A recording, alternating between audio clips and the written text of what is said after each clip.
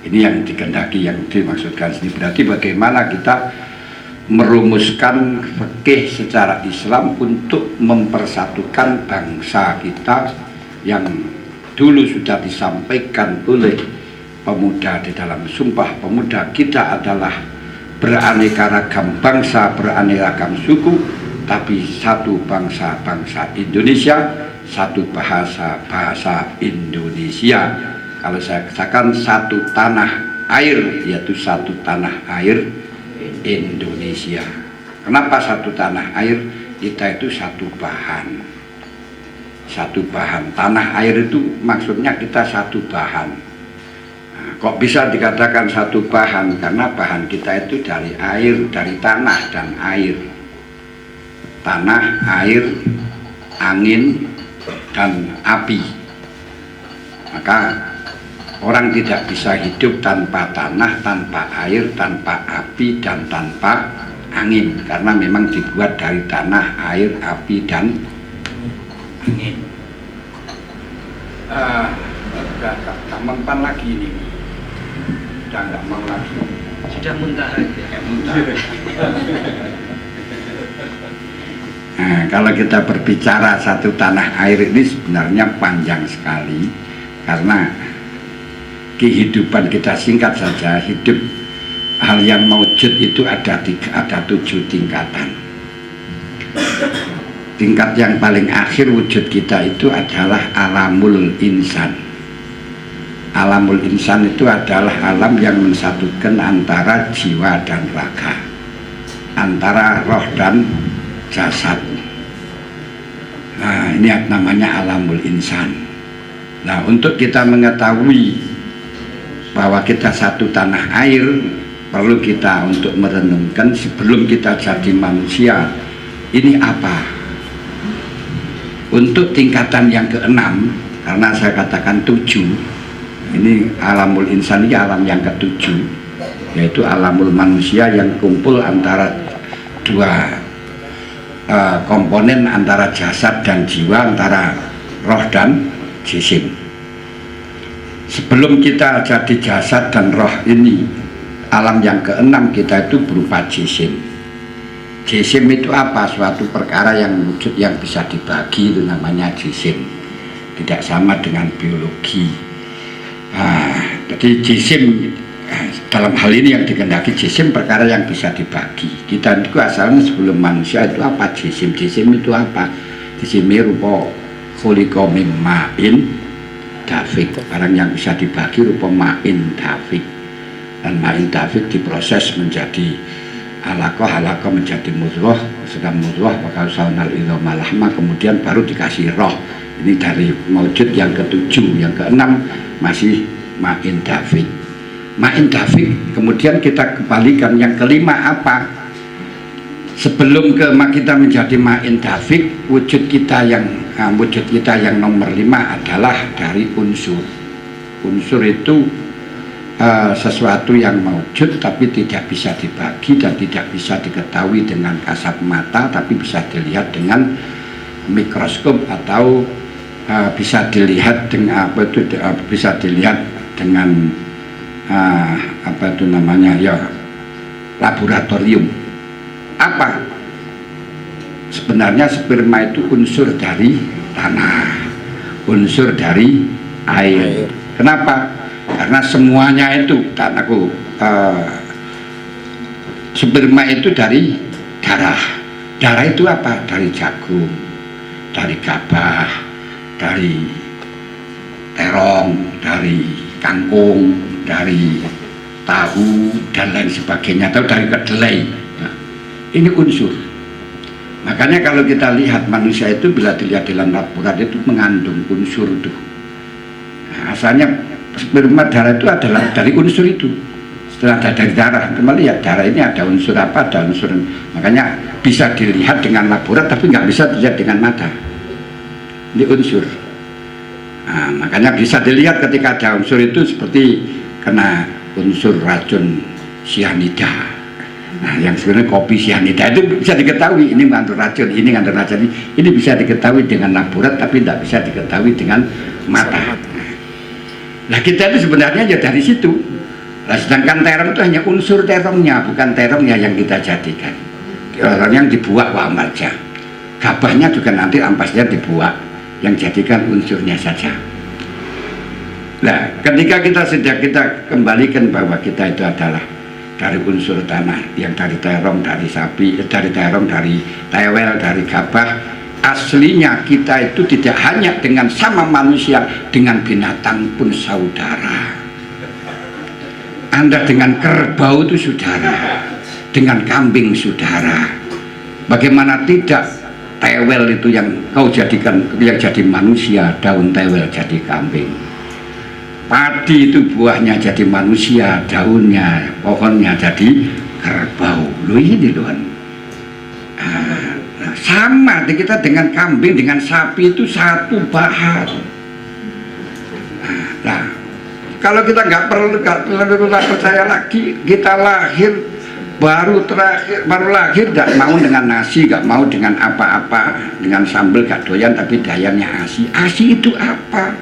Asi itu juga tewel, juga kangkung, juga luntas, juga terong. Coba kan dikasih, gak bisa jadi asi.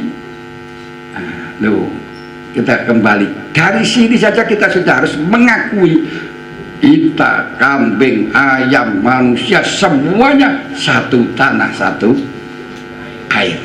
Ini dari terapan kehidupan maujud yang kelima, belum lagi sampai pertama itu satu, orang kafir, wong Islam, wong kabeh satu. Tapi ini kalau saya sebutkan panjang lebih ya. Nah, untuk maujud yang nomor 4 apa? Maujud yang nomor 4 sebelum kita jadi unsur itu sudah maujud di dalam alamul arwah yang dulu sudah pernah di briefing, alastu birabbikum. Nah, dalam alamul arwah itu kita sudah, alamul arwah ini nggak bisa dilihat dengan laborat, tidak bisa dilihat dengan mikroskop, tapi bisa dilihat dengan orang yang mampu masuk di dalam alamul arwah. Nah, makanya dalam alamul arwah ini semuanya sudah ditakdirkan, neraka, surga, kafir, muslim, jahat, kemudian bagus, semuanya sudah ada, yang rekamannya sudah ada. Kita tinggal sekarang ini hanya untuk menyetel rekaman yang ada, nyetel rekaman yang ada. Dan rekaman itu waktu dulu bisa dimasukkan, bisa diambil, bisa di-create dulu terlebih dahulu bagi orang yang ahli. Contohnya Rasulullah ketika diajak malaikat Jibril bertamasa di surga, kemudian beliau di dalam surga itu mendengarkan suara kresek-kresek. Selalu tanya, suara apa itu Jibril? Itu suara sandalnya Bilal. Loh, rekamannya Bilal itu ternyata sudah ada di dalam surga, itu ada. Padahal waktu itu Bilal belum mati, masih ada di dunia, masih berkeliaran di Mekah. Nah, ceritanya panjang itu, kalau kasih kan iltifat nanti di antaranya. Dan termasuk rekamannya Imam Ghazali itu sudah ada. Ketika Nabi Musa tidak terima kalau dikatakan ulama ummati ka Bani Israel, akhirnya apa? Dia panggil rohnya Imam Ghazali, rekamannya Imam Ghazali sudah ada. Suruh dialog dengan Nabi Musa.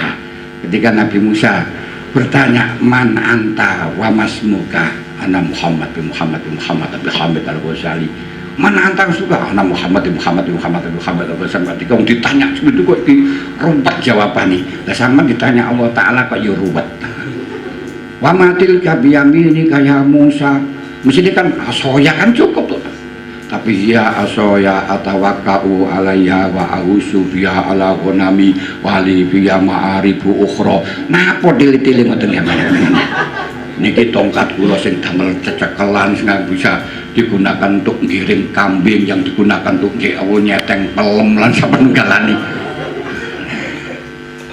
Nah, mohon maaf, ini saya biar lama ketemu dengan Allah, saya pun juga gitu, biar lama ketemu dengan kau Nabi Musa. Kalah Nabi Musa, itu rekaman ada. Makanya Rasulullah belum ketika waktu Uwais Al-Qarani belum lahir, Rasulullah sudah kirim salam kepada Uwais Al-Qarani melalui Sidina Umar, sampaikan salam saya kepada Uwais Al-Qarani. Kenapa? Rasulullah sudah bisa melihat di dalam alam arwah. Dan kita kadang-kadang juga bisa diajak di sana oleh Allah di dalam alamul arwah. Ketika tidur kadang-kadang kita masuk di dalam alamul arwah, maka bisa jagongan dengan mbah-mbah kita yang sudah meninggal, ketemu dengan Rasulullah, ketemu dengan apa, itulah alamul arwah. Nah, kemudian kalau yang kelima tadi itu yang unsur tadi, kalau di dalam bahasa Arabnya, dalam kitabnya disebut alamul misal.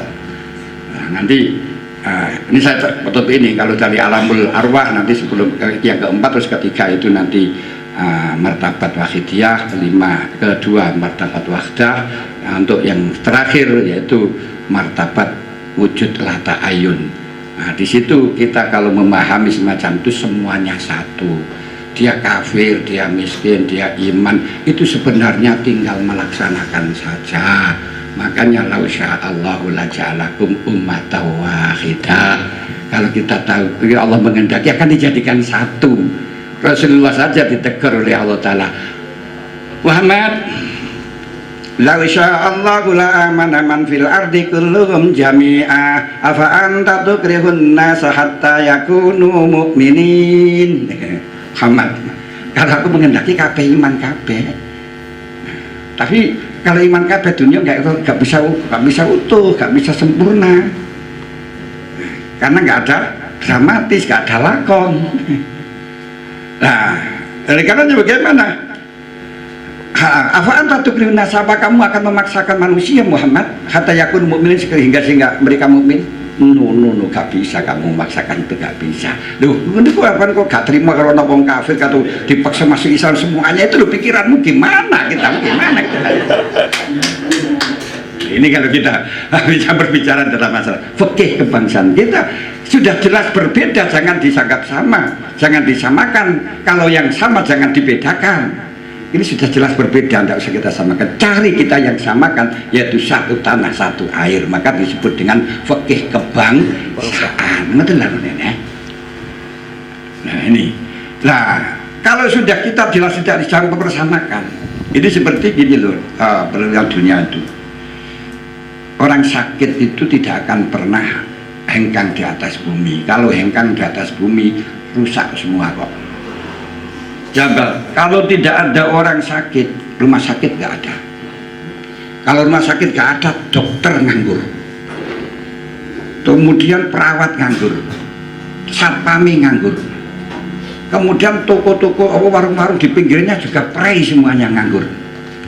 Dan petani yang biasanya nanam kencur, nanam jahe, nanam binahong, nanam tanaman nganggur semuanya, nggak laku. Kalau kita kebaikan, tidak ada orang kafir, tidak ada orang bodoh, semuanya nganggur. Kiai nganggur, guru nganggur. Ini sunnatillah, walan tajida li sunnatillahi tabdila, walan tajida li sunnatillahi takwila. Harus kita terima dengan lapang dada. Perbedaan harus kita terima, perbedaan ini. Nah, terus bagaimana caranya kita menerima perbedaan? Ini yang perlu kita bahas di dalam fikih kebangsaan, di situ menerima perbedaan. Kalau menerima persamaan saja nggak masalah. Bahkan dari antar agama pun kita tidak menganggap agama semuanya sama. Tapi tujuan agama semua sama, entah itu sampai pada tujuan atau tidak. Maka yang sekarang ini di dalam kebangsaan yang perlu kita ketahui, yang perlu kita cari bukan perbedaan. Kalau perbedaan tidak akan pernah ada perbedaan, tidak ada pernah ketemu. Saat ini podo wong muslim, podo manusia ini beker berkopo, bedo pangeran. Nah, sama pangeran itu Gusti Allah geger rodo bedo nabi ini. Nabi ini podo geger mergo bedo mazhabi. Mazhabi podo geger karena beda organisasi ini. Organisasi ini beda, aku berani podo geger karena beda partai ini. Partai ini podo geger mergo beda caleki. Podo caleki geger mergo beda bagiani. Kita terus kita akan berbedakan. Makanya jangan nulis berani, kita cari persamaan. Pernah saya itu mengikuti pertemuan antara agama. Sebenarnya saya tidak diundang untuk berbicara, yang berbicara waktu itu kiai saya Karim Abdul Karim Yai Imam Yahya Makhrus. Nah, waktu itu acaranya di Tribakti, saya diundang beserta gitu saja sama teman saya namanya Fauzi. Saya datang ya untuk mengetahui apa di dalamnya itu lah nih. Itu dilakukan antara agama, tapi judulnya untuk mencari persamaan, bukan mencari perbedaan. Kalau perbedaan nggak usah kita bertemu. Saya ingat waktu itu pas ya Imam waktu itu yang memberi ceramah, memberi orasi, saya datang langsung beliau turun. Saya diam dia panggil pegang tangan saya, dituntun, diletakkan di podium, suruh berbicara. Duh, ini gimana itu? Itu dari Kristen Apostolos dari Mesir itu ada banyak nih benar. Langsung saya dikasih mic di podium, suruh berbicara. Waduh. Ya, tapi saya sambil nawatoknya Kiai tidak akan pernah menyesatkan santrinya, saya yakin. Dan Kiai Imam berani yang semacam itu yang mungkin sudah tahu apa yang akan saya katakan mungkin. Dan saya juga agak kebingungan, tapi alhamdulillah terus saya mengatakan semua agama yang samawi itu adalah satu dari Allah semua, yang samawi. Kalau itu samawi atau tidak perlu kita kaji kembali. Nah, kemudian tapi walaupun semuanya dari Allah, diibaratkan kita itu, kalau saya tetap milih yang Islam tidak setuju dengan yang lain, permasalahannya gini. Kalau kita akan pergi ke haji, ada kloter pertama, kloter kedua, kloter ketiga, ada gelombang pertama, ada gelombang kedua. Nah, kemudian kalau kita akan naik kereta api, ada tanggalnya, ada jamnya. Pesawat juga demikian, ada harinya, ada bulannya. Ketika yang berangkat dulu adalah berangkatnya Nabi Musa, kemudian Nabi Isa, dan sampai Nabi Muhammad, mulai dari berangkat Nabi Ibrahim sampai Nabi Ayub dan seterusnya. Nah, tentunya setiap kloter, setiap rombongan itu paspornya berbeda, persyaratannya pun juga berbeda, dan visanya juga berbeda. Nah, tentunya ketika waktu yang berangkat kloternya Nabi Musa ya harus sesuai dengan kloternya Nabi Musa, visanya harus sama dengan visanya Nabi Musa, paspornya harus sama dengan paspornya Nabi Musa, tidak usah mengucapkan wa asyhadu anna Muhammadar Rasulullah. Ketika yang berangkat Nabi Isa ya harus sesuai dengan paspornya Nabi Isa, sesuai dengan visanya Nabi Isa. Sekarang ini giliran menurut saya adalah giliran berangkat kloternya Nabi Muhammad, yang tentu harus sesuai dengan paspornya Nabi Muhammad, harus sesuai dengan visanya Nabi Muhammad. Tentunya paspornya Nabi Muhammad yaitu harus asyhadu alla ilaha illallah asyhadu anna Muhammadar Rasulullah. Kalau teman-teman masih meyakini paspor lama, tiket lama masih berlaku, bisa laku, silahkan, gak usah kita geger. Mari kita berangkat bersama-sama, nanti kita ketemu di airport. Mari kita nanti ketemu di stasiun, mari kita nanti ketemu di terminal. Siapa yang akan diterima, bukan kita yang menerima, tapi sudah ada petugas. Gak usah kita jadi panitia, kamu diterima atau kamu tidak diterima. Ini penting. Yang sekarang itu kan ya semacam itu, yang itu tuh neraka dan surga, gak ada. Nah, ini penting, dan surga neraka itu sudah ditentukan, bukan ibadah akan mengatakan surga. Kita tahu di dalam akidah kita bahwa tidak ada selain Allah yang mu'assir. Tidak boleh kita menekatkan salat bisa memasukkan surga. Kafir kalau salat bisa memasukkan surga, itu tidak ada. Tidak bisa, yang masukkan surga itu Allah. Makanya alladzi rafa'al muti'ina bifadli. Kanjeng Nabi pun telah bertanya, aku telah mengatakan la yadkhulul jannata haddun bi amali. Qalu wala anta ya Rasulullah. Qala wala ana illa anna Allah yataqammadani Allahu bi rahmati. Tidak ada satupun orang itu bisa masuk surga karena amalnya. Maka jangan sekali-kali mengkagumi amal, jangan sekali-kali kamu mendewakan agama tanpa mendewakan Allah. Agama tidak bisa masukkan surga. Inilah yang penting itu. Amalmu tidak bisa masukkan surga. Yang bisa masukkan surga adalah fadl minal, fadl minallah. Wala anta ya Rasul, tidak saya. Cuma saya itu masuk surganya bukan karena amal, tapi masuk surga karena dikasih rahmat oleh Allah Ta'ala. Illa anallah yataqammatan ya Allah birahmati. Sehingga orang-orang yang tidak paham hadis ini dipotong. Akhirnya Pak Quraisy yang dianggap liberal mengatakan Rasulullah tidak masuk surga, dipotong. Rasulullah mengatakan tidak masuk surga karena amal, tapi masuk surga karena kematian rafa. Jangan kita terjebak menjadi akidahnya Mu'tazilah yang sehingga orang itu kalau beribadah wajib masuk surga, kalau maksiat adalah masuk neraka. Yang tidak maksiat, tidak ibadah, nanti manzilun bainal manzilaten, tidak di surga tidak neraka. Lah ini kejebak itu kena. Makanya ini penting untuk urusan perbedaan di dalam masalah agama sudah jelas berbeda. Yes. Tadi sudah saya katakan bahwa di dalam rumah sakit itu orang sakit pasti ada. Jangan harap orang sakit habis. Kalau habis nanti kiamat. Tapi tugas kita, tugas dokter, jangan sampai dokter mengatakan sudahlah kalau gitu biarkan orang sakit tidak usah sembuh saja, biar saya lama biar ada pekerjaan, dipecat kamu dari dokteran karena tidak sesuai dengan kode etik. Tugasnya dokter hanya mengobati, bukan menyembuhkan.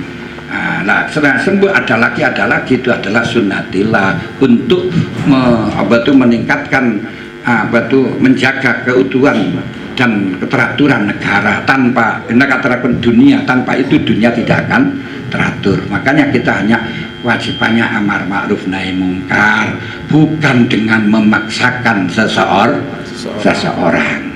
Ini yang perlu kita pahami. Kedua, jadi kita ta'arofu tengriki sing saya katakan inna khalaqnakum min dzakarin wa unsa wa ja'alnakum syu'uban wa qabaila lita'arofu, bukan lita'arofu.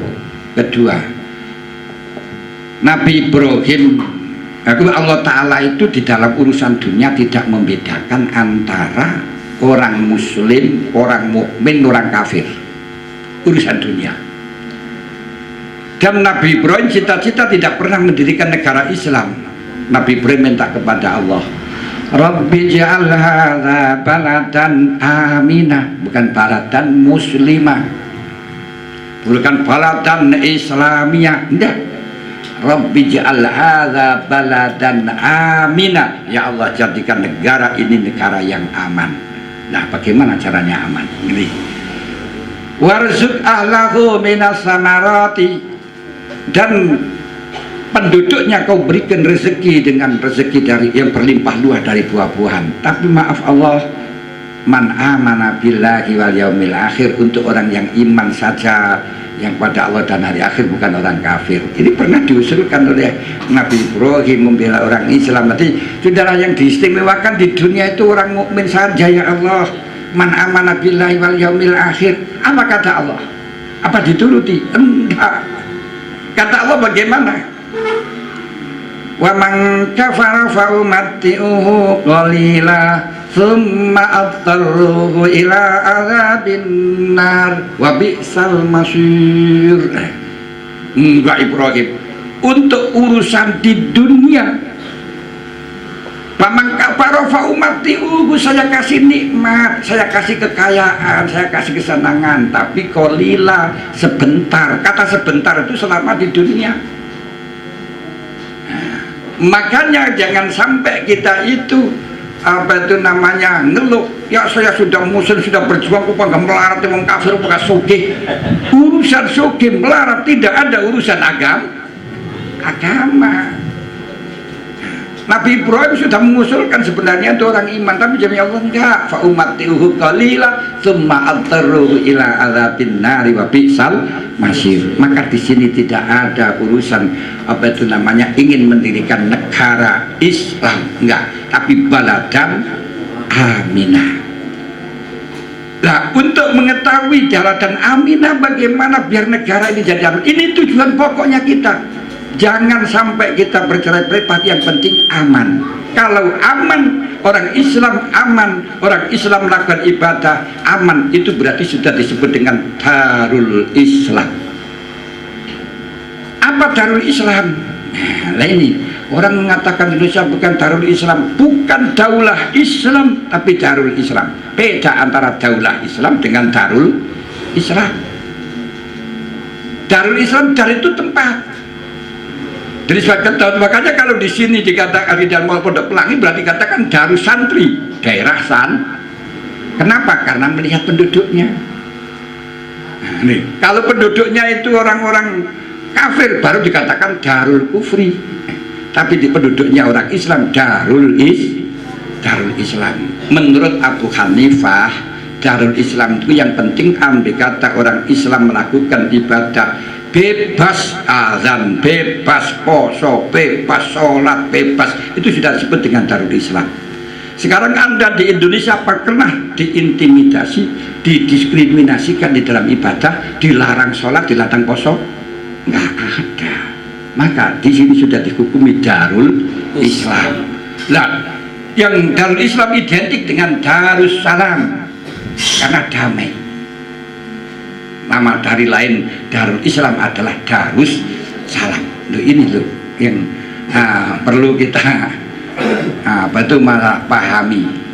Kemudian kalau di situ untuk merukunkan, untuk menjadikan kita bersatu, bagaimana caranya kita bersatu, bagaimana kita bisa melakukan bersatu kalau memang kita tidak merasa lebih baik sendiri, paling baik sendiri. Bahkan sampai Anda dengan orang kafir pun jangan mengatakan bahwa orang kita lebih baik daripada dia. Tidak bisa. Dia kafir sekarang, belum tentu dia itu akan kafir selamanya. Kita sekarang muslim, belum tentu akan muslim selamanya. Na'udzubillah min dzalik. Kalau urusan pribadi tidak boleh. Makanya Nabi Isa alaihissalam ketika ada di bawah pohon bersama dengan orang soleh, tiba-tiba datanglah seorang yang orang mursal, tapi mursal bahasa Indonesia bukan bahasa Arab. Mursal Arab kan bagus. Dia orang yang lepas kontrol, yang nakal, tukang mabuk. Kemudian Nabi Isa orang soleh tadi berdoa kepada Allah, ya Allah, jangan kau pertemukan saya dengan dia, jangan kau kumpulkan saya dengan dia. Pas ketepatan waktu itu orang itu berdoa, ya Allah, berilah saya bertobat, ya Allah, terimalah tobat saya, ya Allah. Akhirnya Allah Ta'ala beri wahyu kepada Nabi Isa, Isa, doanya orang dua itu saya terima semuanya. Akhirnya orang yang mursal tadi menjadi orang solih, menjadi orang taib, sedangkan orang soleh karena tidak mau dikumpulkan dengan orang tersebut menjadi mursal. Loh, ini loh. Padahal orang itu yang paling penting itu innamal a'mal bikhawatimiha. Sudah dicontohkan oleh Allah Ta'ala dengan berbagai macam contoh. Barsiso santrinya 60.000 bisa terbang semuanya. Apa yang terjadi? Neraka.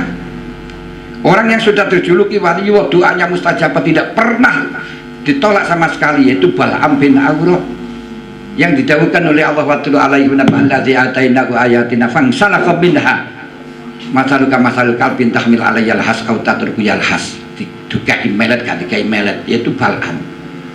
Dia itu dungane mustajabah, tapi karena kalah karo duit, ceritanya panjang, tapi yang hasil walaupun kayak ngono juga gak surga, neraka.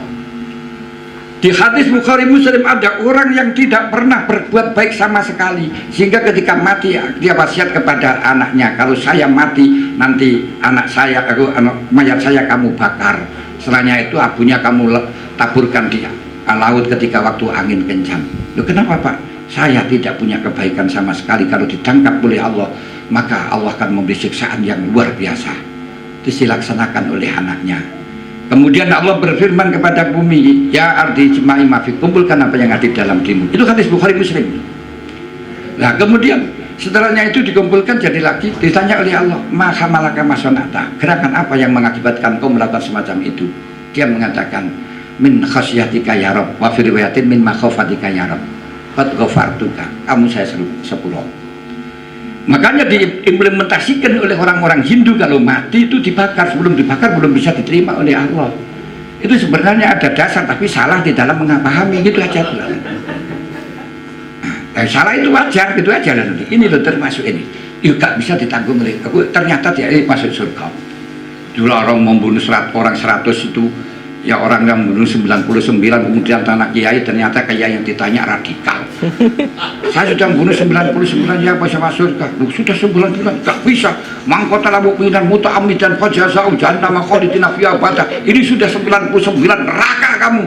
Pegel pateni pisan kiai kok kayak ngene. Tapi walhasil akhirnya dia tobat masuk surga. Habis itu innamal a'mal bil khawatim, ya, sedangkan khawatim itu adalah masih mukhotor. Nah ini gak boleh kita, makanya harus kita merasa lebih jelek kepada siapapun, merasa bersalah.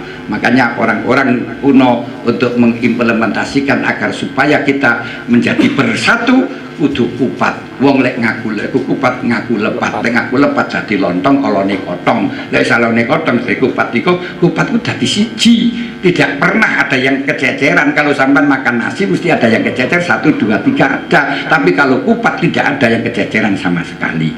Oleh karenanya orang kuno mengatakan kalau sudah jadi kupat jangan sampai diudari. Gak boleh makan kupat diudari, harus disigar. Loh, maksudnya apa? Kalau sudah jadi satu jangan sampai diudari hanya gara-gara beda agama, hanya gara-gara beda organisasi, beda politik dan lain sebagainya. Tapi harus bersatu dengan ngaku lepat. Nah ini. Nah terus berbuat baik kepada orang kafir dan sebagainya, selama dia tidak merangi dan tidak mengusir kita, tidak apa-apa. Allah Ta'ala sudah mengatakan la yanhakumullahu 'anil ladzina lam yuqatilukum wa lam yukhrijukum fid-din wa lam yukhrijukum min diyarikum an tabarruhum wa tuqsitu ilaihim. Tidak melarang Allah Ta'ala berbuat baik kepada orang yang tidak merangi agama. Mereka merangi agama, kita enggak. Tidak mengusir kita dari daerah kita. Kalau dia mengusir seperti Belanda akan mengusir kita, maka innama yanhakumul ladzina yuqatilukum fid-din wa yukhrijukum min diyarikum an tabarruhum wa tuqsitu ilaihim innallaha yuhibbul muqsitin. Innama yanhakumullahu 'anil ladzina yuqatilukum fid-din wa yukhrijukum min diyarikum. Itu yang kita harus merangi. Merangi itu bukan untuk kita merangi kepada mereka karena benci, tapi karena untuk membela diri. Makanya man ta'adda ini wa may ya'tada minkum fa'tadu bimisli ma ta'adda alaikum wala ta'tadu. Ini memang kadang-kadang kita itu di dalam memahami ada yang masih radikal bahwa orang kafir itu harus dibunuh. Kita tahu pembunuhan orang kafir itu bukan karena semata dia itu kafirnya, enggak. Buktinya kalau itu semata dia kafirnya, Rasulullah pada waktu Fathu Mekah yang pada waktu itu sudah dikawal oleh beberapa orang-orang muslim kuat sekali, yang sehingga para sahabat-sahabat mengatakan hadza yaumul malhamah, ini hari peperangan. Tapi Rasulullah mengatakan hadza yaumul marhamah. Dan kemudian orang-orang kafir yang memusuhi kepada Rasul, mengusir pada Rasul, ditangkap semuanya, dikumpulkan di Masjidil Haram. Lalu dipidato oleh Rasulullah, itu dalam hadis Bukhari. Rasulullah mengatakan, "Ma tazunnuna anna fa'ala bikum?" Kamu mempunyai dugaan akan saya apakan? Oh, sudah, anta akhi adza ibnu ami, wau saudara saya, kamu anaknya paman saya. Rasulullah malah mengatakan, "Anak aku lakum kama yaqulu Yusufu li ikhwati." Saya mengatakan kepada kamu sebagaimana yang dikatakan Yusuf kepada saudaranya, la tasribal yauma yaghfirullahu lakum. Gak dibunuh. Kalau di situ wajib pembersihnya dibunuh. Wong itu jelas orang kafir harbi. Jadi dalam peperangan pun Rasulullah melarang membunuh kepada anak kafir, pada orang tua, membunuh kepada anak perempuan, membunuh kepada anak kecil. Kalau di situ ilahnya karena kafir, orang tua juga kafir, wanita juga kafir, anak kecil juga kafir. Kenapa tidak boleh dibunuh? Permasalahannya dia tidak akan merangi kepada kita. Nah, kalau ini kita kembangkan para lihat, bahwa kita memberi kesempatan dia merangi kepada kita itu haram. Makanya di dalam kitab fikih diharamkan, bahkan tidak disahkan menjual pedang kepada orang kafir harbi. Tapi itu harus kita kontekstualisasikan, jangan kita mentah-mentah, karena mazhab kita itu tawasud, tidak tekstual tapi tidak liberal. Jangan hanya teksnya dilarang menjual pedang kepada orang kafir harbi, sekarang dilarang. Nggak ada, sekarang nggak perlu dilarang. Kenapa? Dulu karena akan digunakan merangi kita, sekarang perang itu tidak dengan pedang, tapi dilarang kita melakukan sesuatu yang bisa digunakan merangi kita. Di antaranya kita membuat provokasi-provokasi yang sehingga bisa menyerangi kepada kita. Itu haram dengan dalil tidak boleh menjual pedang kepada orang kafir harbi. Itu saja cukup. Gak usah Quran, itu cukup nulisan. Jadi kita mancing-mancing melakukan sesuatu yang bisa mengakibatkan dia menggunakan untuk merangi kita, melecehkan kita, termasuk kita berbuat yang tidak baik di hadapan mereka, kekerasan kepada kita, maka internasional akan bisa memerangi kepada kita. Ini sama dengan menjual pedang kepada orang kafir harbi. Kalau menjual pedang kepada kafir harbi, secara teknisnya sekarang nggak apa-apa, karena tidak akan pernah ada orang perang dengan membawa pedang. Nah, ini loh. Nah, ini para hadirin hadirat yang kami hormati, kalau saya suruh berbicara ini nggak ada habisnya, tapi kasihan waktunya nanti. Maaf. Ini kalau saya masih banyak. Kalau masalah negara Islam nggak daripada satu, negara Pancasila boleh nggak bertentangan Islam? Enggak, tidak ada kewajiban. Pernah Rasulullah akan umroh, umrohnya kemana? Hah? Ya, umroh yang nama Mekah, maksudnya nakit Melangi itu ya, nggak pernah kalau dihadang ini. Kemudian dihadang oleh orang-orang kafir, tidak boleh masuk. Orang-orang kafir habis, dia dihadang. Akhirnya Solo itu akan damai, berembuk atau lobby kalau sekarang, lobby. Setelahnya lobby, kemudian akhirnya Rasulullah diperbolehkan untuk masuk ke negara Mekah. Padahal ini ke tanah kelahirannya sendiri, negaranya sendiri, dia boleh masuk, dibatasi, tidak boleh lebih 3 hari. Kedua, tidak boleh mengajak orang Mekah keluar dia. Dan kalau ada sahabat Rasulullah ingin diam di Mekah, harus diperbolehkan. Ini kan perjanjian yang sangat konyol, mengalahkan kepada Rasulullah.